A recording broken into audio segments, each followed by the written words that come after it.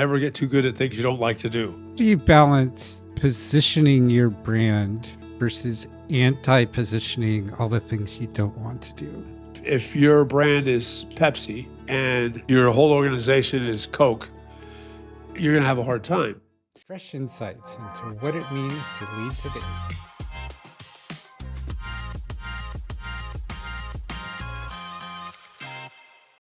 Right now, it's important. Another great quote from a Seattle bus driver: never get too good at things you don't like to do. You don't want your brand to signal things that, we all are capable of doing many things. I can do taxes in a spreadsheet. I don't enjoy it as much as I do brainstorming, but I can do it.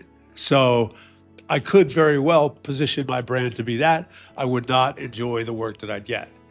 Whereas if you position your brand around the things that you enjoy, you're going to be better at them.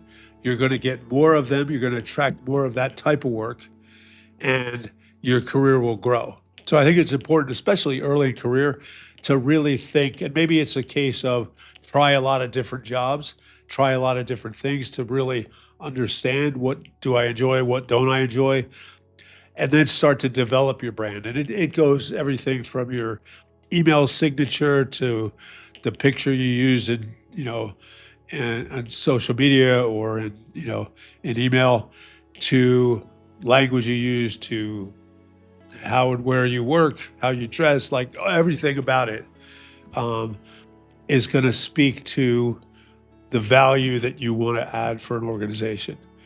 And I really believe that makes a big difference in both in career advancement, but also in work satisfaction. Do you balance positioning your brand versus anti-positioning all the things you don't want to do? So I think we all get into positions where, okay, this is not something I enjoy. It's something that's very difficult for me to do, but I have no choice. There's no one else who can do it. And so I think it's important to not take this too far, right? That there are going to be things that you don't enjoy doing, you don't like to do, that you just have to do.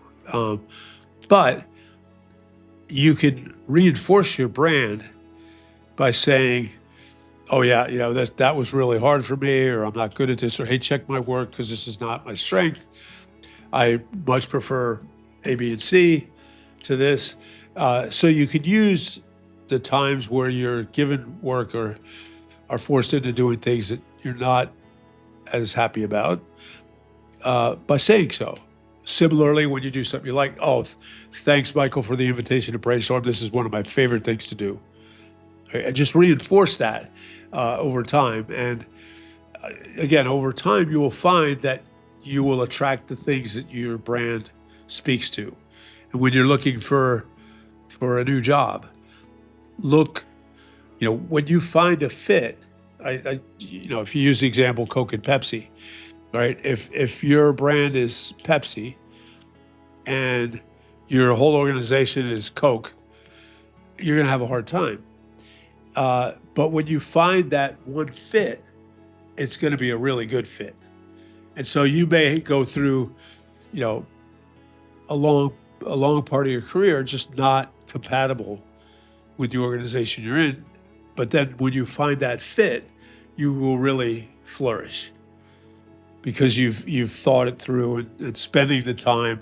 Now we have AI that can, interview you and help you develop, based on your answers, help you develop what your brand is. And so I think that goes a long way, no matter where you sit in the organization, towards making you successful.